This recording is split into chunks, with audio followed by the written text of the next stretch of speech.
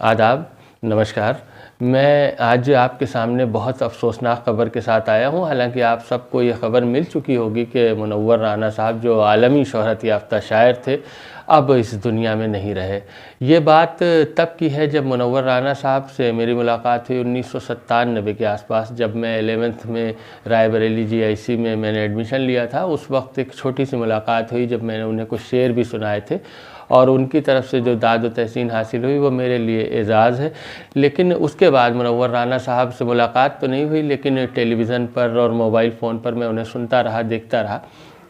मुनव्वर राना साहब उन शुआरा में सर फ़हरिस्त हैं, हिंदुस्तान के बिलख़ुसूस मैं बात कर रहा हूँ, कि जिन्होंने शायरी को नया रंग, नया आहंग दिया, जिन्होंने उर्दू के कठिन और दक़ीक़ अल्फाज से शायरी को और गज़ल को निकाल कर उन आम लोगों तक पहुंचा दिया जो आम तौर से उर्दू के सख्त अल्फाज को नहीं समझ पाते थे। उन्होंने जिस तरह से शायरी की, और शायरी में जिसकी मैंने बात की कि जो ट्रेडिशनल गज़ल थी, उससे हट कर मुनव्वर राना साहब ने शायरी की, और ख़ासकर जो माशूक़ और आशिक़ की गज़ल कही जाती थी, जिसमें शायरी में मरकज़ी किरदार उनका होता था, उससे निकाल कर आम लोगों तक कभी माँ, कभी बेटी, कभी बहन को किरदार बनाया, और इस तरह के शेर कहे जिससे आम आदमी कनेक्ट होने लगा।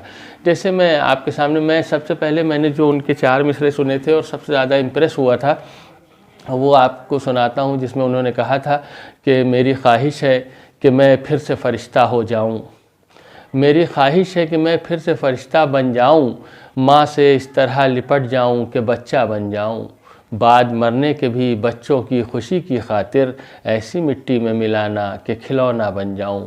ये मुनव्वर राना साहब की ज़बान थी, उनकी शायरी, और जिस तरह से आखिर वक्त में उन्होंने शायरी करना शुरू की, वो वाकई ऐसा लगने लगा था कि मुनव्वर राना साहब ज़्यादा दिन हमारे बीच नहीं रहेंगे। और पूरे मैं ख़ासकर जहाँ से बात कर रहा हूँ, ये जगह जायस है, और यहाँ से 30-35 किलोमीटर दूर उनका आबाई वतन राय बरेली है, और वहीं पर वो सुपुर्द खाक भी किए जाएंगे आज। लेकिन इसके अलावा मैं मुनव्वर राना साहब की बात करूं तो उन्होंने जो आखिरी वक्त में शायरी की, उसमें ये इस बात की आहट मिलने लगी थी कि मुनव्वर राना साहब ज़्यादा वक्त तक हमारे साथ नहीं रहेंगे। जैसे उन्होंने शेर कहा कि तुम्हारी महफ़िलों में हम बड़े बूढ़े ज़रूरी हैं, अगर हम ही नहीं होंगे तो पगड़ी कौन बांधेगा।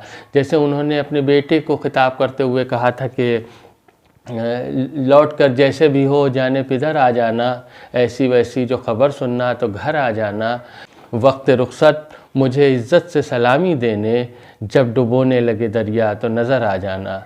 इन अशार के मालिक और खालिक मुनव्वर राना साहब हमारे बीच नहीं रहे। ज़ाहिर है कि शुआरा के लिए और ख़ासकर अदब से ज़ौक़ रखने वाले, उर्दू शायरी को पसंद करने वालों के लिए एक ऐसा सदमा है जो कभी भुलाया नहीं जा सकता।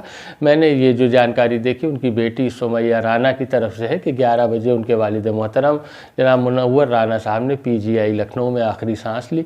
हम सब उनके गम में शरीक हैं, और ऐसा खला पैदा हुआ है शायरी की दुनिया में मुनव्वर राना साहब के जाने के बाद कि जो जल्दी पुर नहीं हो सकता। और तमाम उनके चाहने वालों से मैं यही कहना चाहता हूँ कि मुनव्वर राना साहब को अगर आपने सुना है तो अब तो वो ज़माना है कि कोई ऐसा नहीं है कि आप उनको सुन नहीं सकते, सुन सकते हैं। और उनकी शायरी में जो बुनियादी तौर पर जो बातें उन्होंने कही हैं उन पर अमल करने की ज़रूरत है। जैसे माँ से मोहब्बत, बहन से लगाव, बेटी की मोहब्बत, और इस तरह के तमाम समाजी ताने बाने पर उन्होंने जो रोशनी डाली है वो पैरवी करने लायक है, जिस तरह की ज़बान उन्होंने इस्तेमाल की है। और इसके अलावा मुनव्वर राना साहब का सियासी दखल भी इतना रहा कि उन्होंने बहुत सी ऐसी बातें कहीं जब हिंदुस्तान का माहौल बदलने लगा, सेकुलरिज़म के ढांचे को तोड़ा जाने लगा, तो उन्होंने इसके ख़िलाफ़ भी आवाज़ उठाई। इसलिए उन शायरों में इनका शुमार नहीं हो सकता जिन्हें दरबारी शायर कहा जाता है और जो हुकूमत के साथ साथ चलने लगते हैं, बल्कि एक ऐसी आवाज़ के तौर पर मुनव्वर राना साहब हमेशा याद किए जाएंगे जिन्होंने सच को कबूल किया और गलत के ख़िलाफ़ आवाज़ उठाई। बस जायसी पत्रिका की तरफ से इतना ही, और हमें देखते रहें, सब्सक्राइब करें। शुक्रिया।